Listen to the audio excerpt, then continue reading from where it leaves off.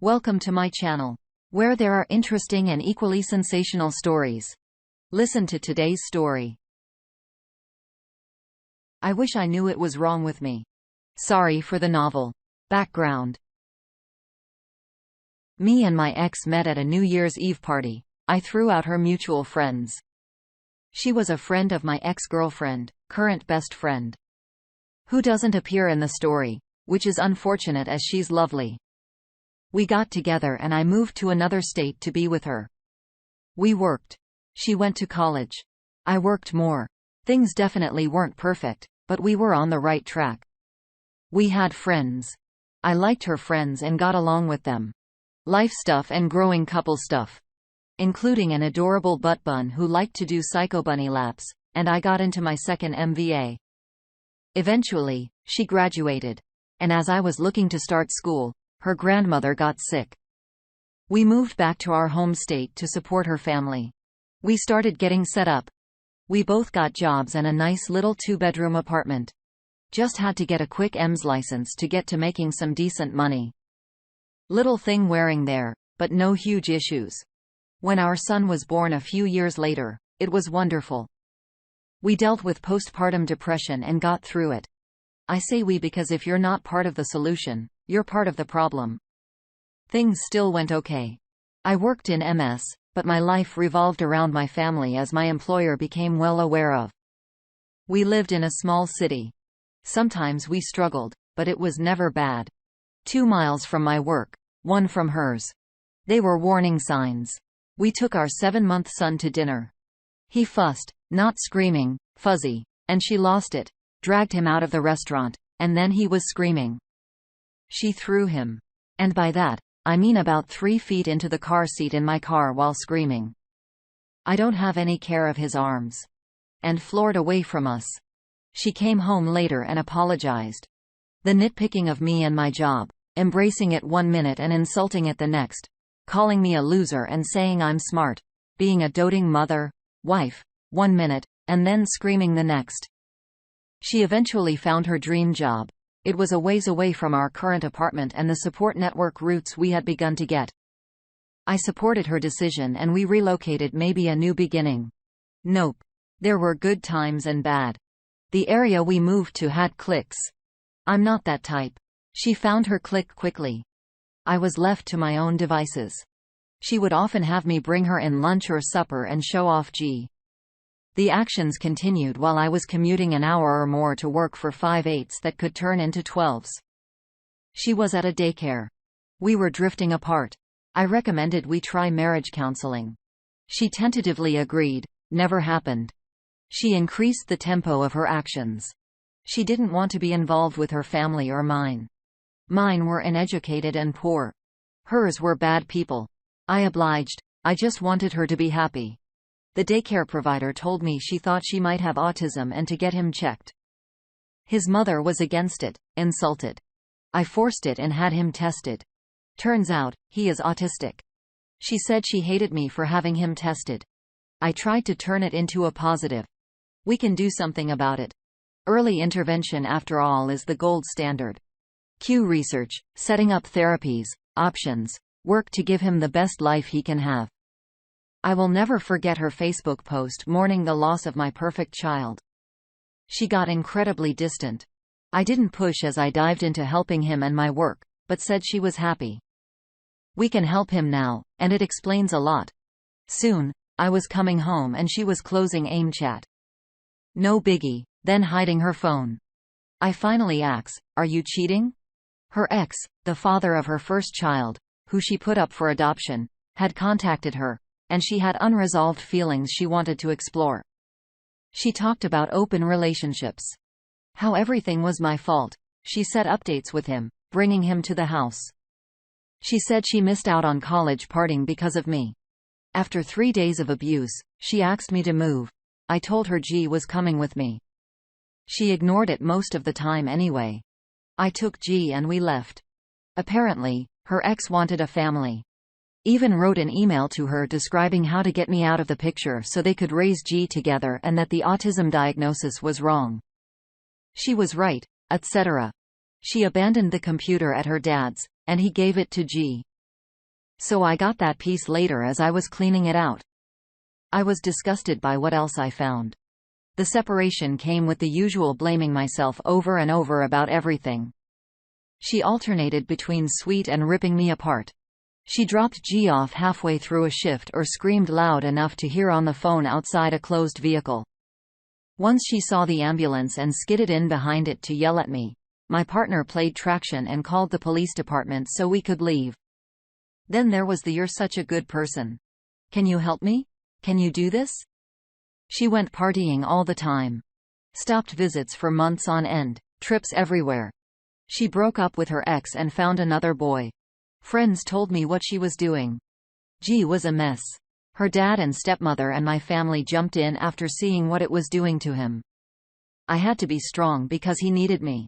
Inside I was a mess, but kids come first. I became a single parent and for years was mom and dad until recently. He called me both interchangeably. I made sure and continue to make sure she sees him one way or another. I kept her family involved, even as she tried to isolate herself and G from them. Regular reports got him into a special school. Later, she insulted it as a place for retards and useless people. I always tried to be fair and err on the side of nice, getting advice from her family, mine and friends with, "Am I being fair or overprotective, crazy, etc.?" I got lawyered up. Had to drop out of college to deal with everything. When mediation came, my lawyer requested separate meetings with the mediator who found out why soon enough.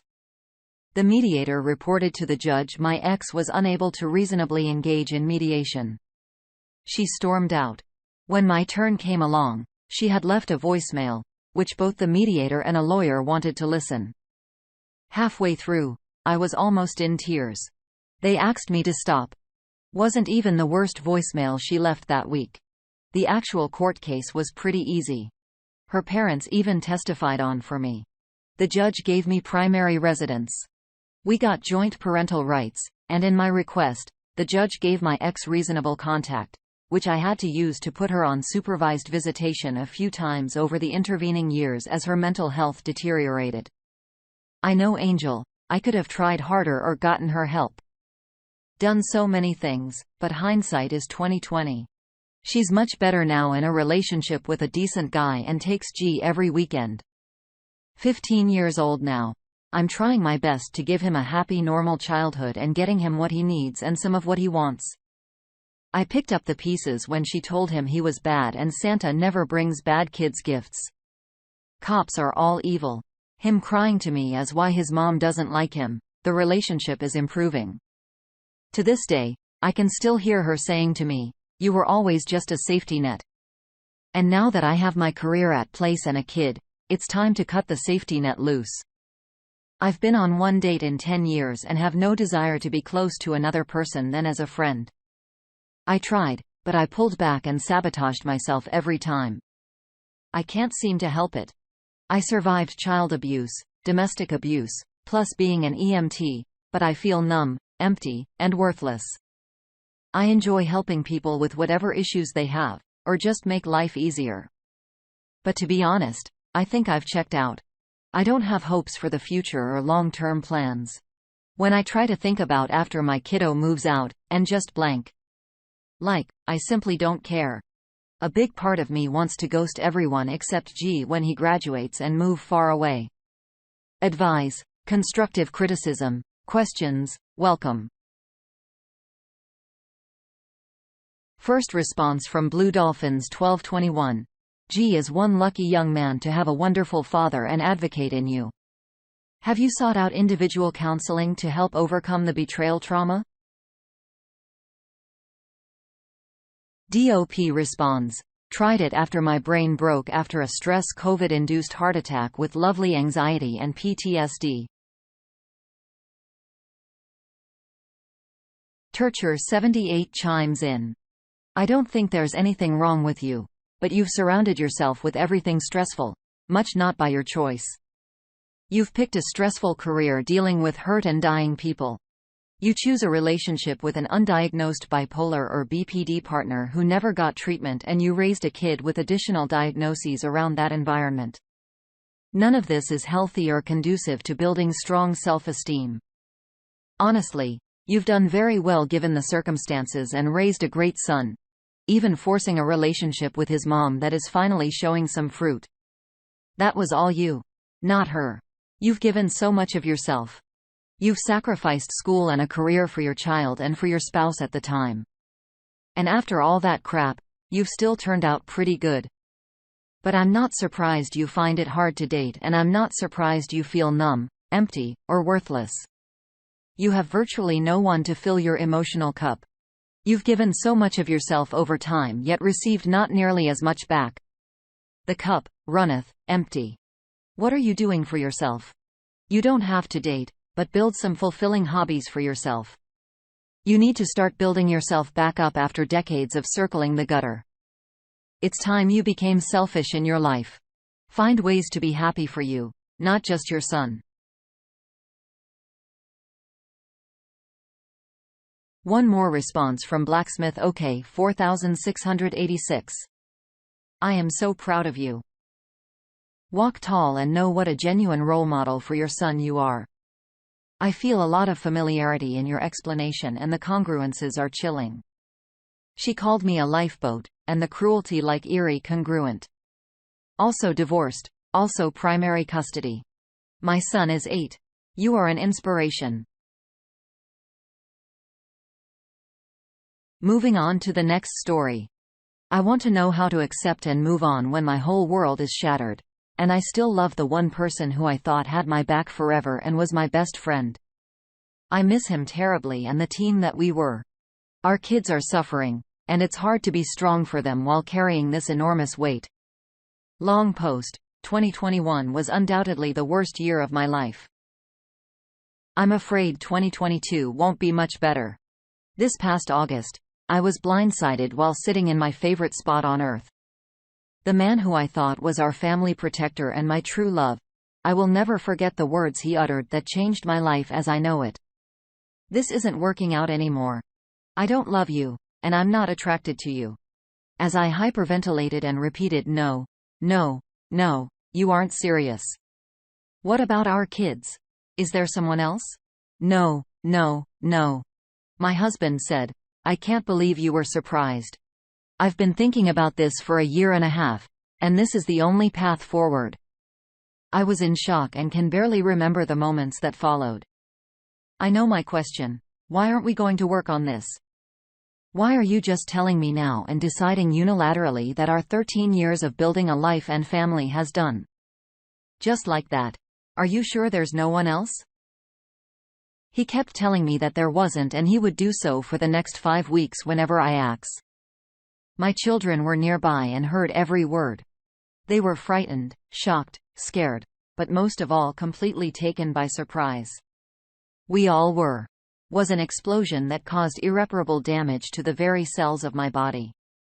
I will never be the same, physiologically, emotionally, mentally, physically. Every fiber in my body changed that instant. Those words were spoken. The hours, days, weeks that followed were a blur and a whirlwind of depression, suicidal thoughts, bargaining, deep psychological pain and absolute helplessness. I had no idea this was even a possibility, let alone having it dropped on my lap and the door slammed in my face. His rationale? This was the decision. He's not changing his mind. There's nothing I can do. Move on. Suddenly, my best friend had turned into my personal nightmare with the flick of a switch. The coldness, mean comments, blame, and harshness were more than my heart could handle. I was in a state of shock and I wanted the pain to stop. This can't really be happening. There is no way I'm living my real life right now. Somewhere in the universe, my normal life is carrying on. Something glitched, got mixed up. And I'll return to that universe soon. I would think over and over. I was told that my bad behavior got us here.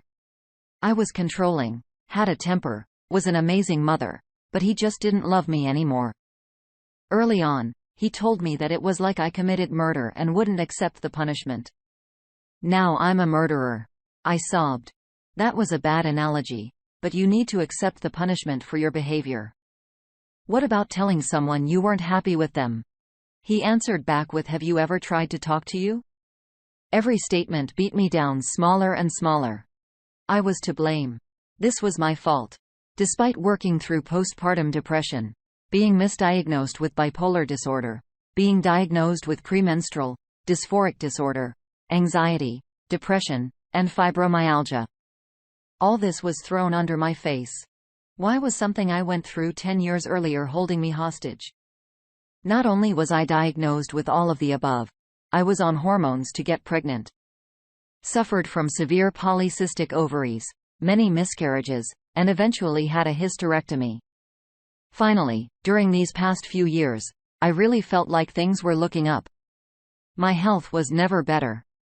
I was still in amazing shape, and my mental health was up there too. Life was great. Kids were getting older. There was more support around to take the kids and let us date again and have some romance. I was really looking forward to our next chapter, and then this happened. Nothing can prepare you. Even if I had known something was off, nothing would have made this more palpable. They'll also control of your own life as beyond painful.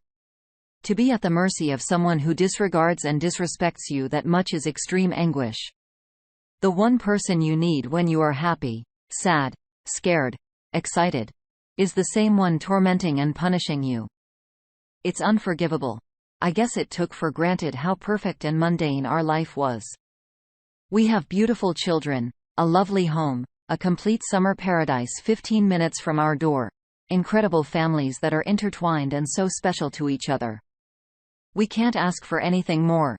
Except my husband wanted love and happiness. He told me in the weeks that followed that he was being selfish, wanted to be happy on his own, had an idea of what his life was going to be like, and envisioned who he wanted to be with. Every day was a new bomb being dropped, a new insult, a new excuse, a new justification. None of it made sense.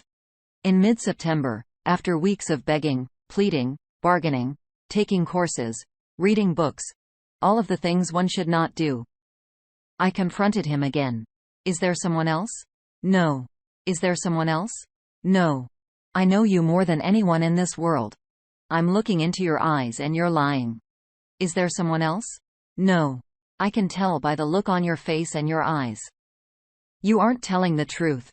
There's no way you just suddenly and abruptly end a marriage out of the blue. Is there someone else? Big sigh. I have feelings for someone at work. Almost as painful as the words I had heard a few weeks earlier. Who is it?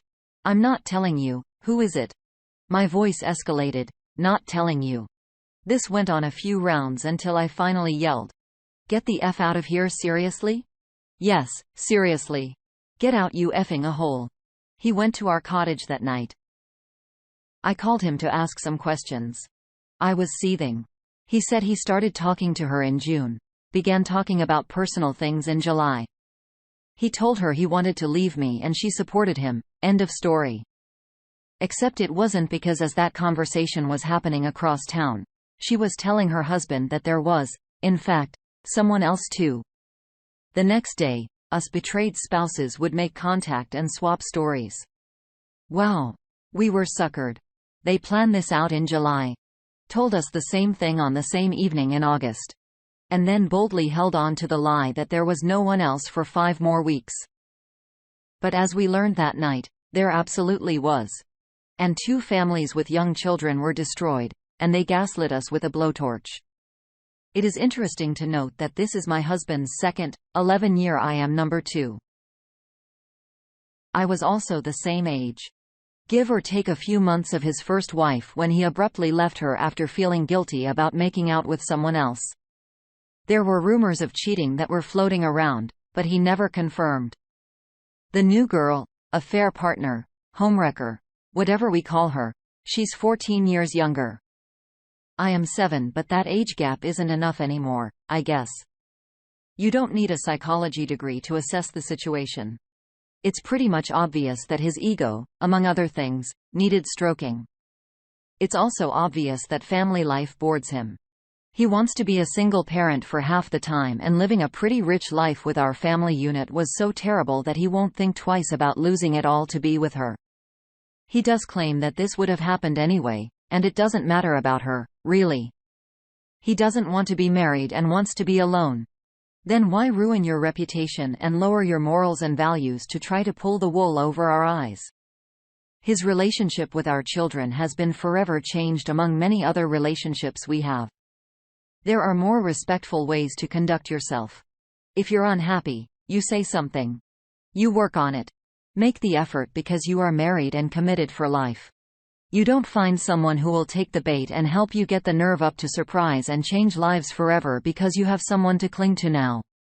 More Psychology 101. There are a whole lot of undeniable aspects of mental health presently involved in this story, but he claims he's fine. It's everyone else that is wrong or doesn't get it, right? Makes total sense. That's why there are so many studies published, books written, and bewildered therapists. Mine, and ours must be an anomaly. After all, the pandemic did bring you both together, soulmates, true loves, in a month. Go figure. Psych 101. That was just the beginning. So much more gaslighting, lying, manipulating, belittling, controlling, and disrespectful behavior has transpired in the last few months. I just can't understand any of this. I wish you would break it off with the affair partner and at the very least be alone. Our poor kids shouldn't have to worry about her or even know about her, but they do. And it's sickening. They are sickening. How is this allowed to happen during work time during a global pandemic between two people of authority? Boggles my mind, but he has a justification for everything and thinks being in a relationship with her now and starting it while we were married is totally fine. We are still married, so I'm not sure how that is okay. But it's classic a pair fog, limerence, and I'm guessing the easiest cowardly way to exit our marriage. It would have been nice to know that he'd respect our value, our marriage or me or our kids whatsoever. I am 100% suffering from betrayal trauma. Every second, I feel like a bomb is going to get dropped, and I'm constantly on edge. I feel a bit stronger every day, but facing this alone is horrible. And he gets to distract himself with her. I'm so mortified and embarrassed, especially for my poor kids. They misbehave, act out in anger, and are changed just as I am. We had the perfect family, so much to be grateful for. Why would you not protect that at all costs? I don't understand. I'm struggling a lot. Everything is happening fast, and I haven't had a second to breathe. I still love my husband with all my heart. Which I never thought would be possible if something like this happened. I'm so hurt, angry, scared, and just so sad. I value family and tact families, commitment. After all these years, I realized he was looking for his first ticket out. Seems so shallow and cowardly. You think you know someone?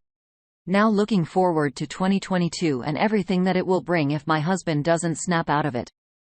I had written him a letter, asking him to at least consider putting the kids first and being alone to focus on their well-being. Haven't heard a word, but considering he hasn't read any of my articles, books, docs, etc., I don't think he would start now. I think there was a crisis of some sort happening, but he does not agree.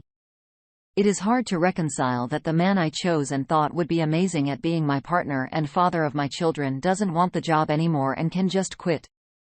It's so painful and my heart breaks for my kids. I just miss him terribly and cannot fathom being sexual with someone else ever. He is my person. I guess I am overcommitted to my vows. I have no idea how to move past that. First reaction from TBT51. I feel your pain. Personally, I felt like I had suddenly stepped into a horror movie.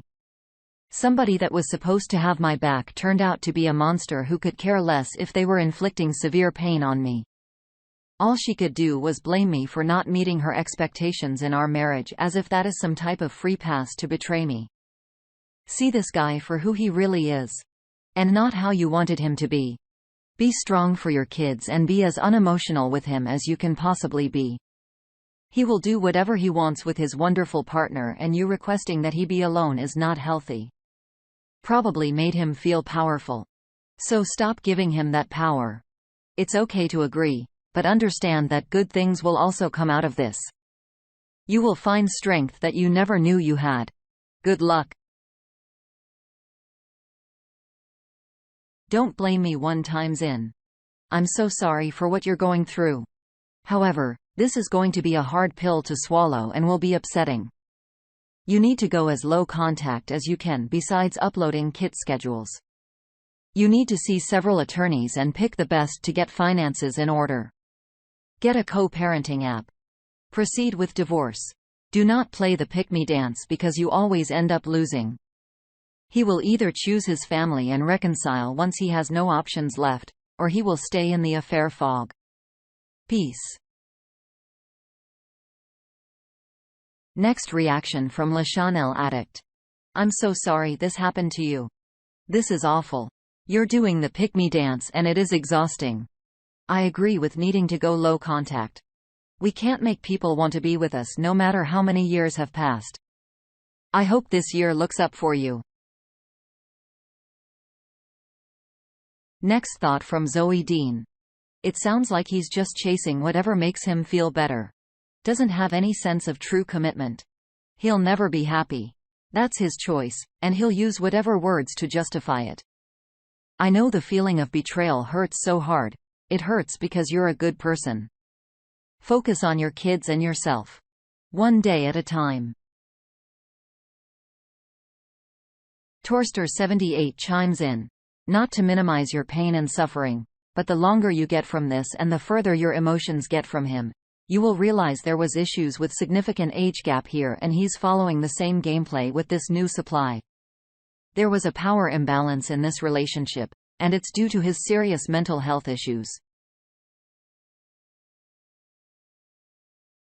Final thought from Spinoke. The only way through grief time. I'm so sorry you're feeling the sadness, and I hope the very best for you. Life throws these challenges at us, and we respond through our anger and grief. But we are creatures that need to love and be loved, so the answer is to continue to love others and accept love. I'm not a religious man, but I know that life requires faith. We have to have faith that our love of others will mean something and will bring happiness to others, and that love will return to us. It will be hard to trust from here, but I hope you won't lose your faith and love in others. Good luck and all the best to you.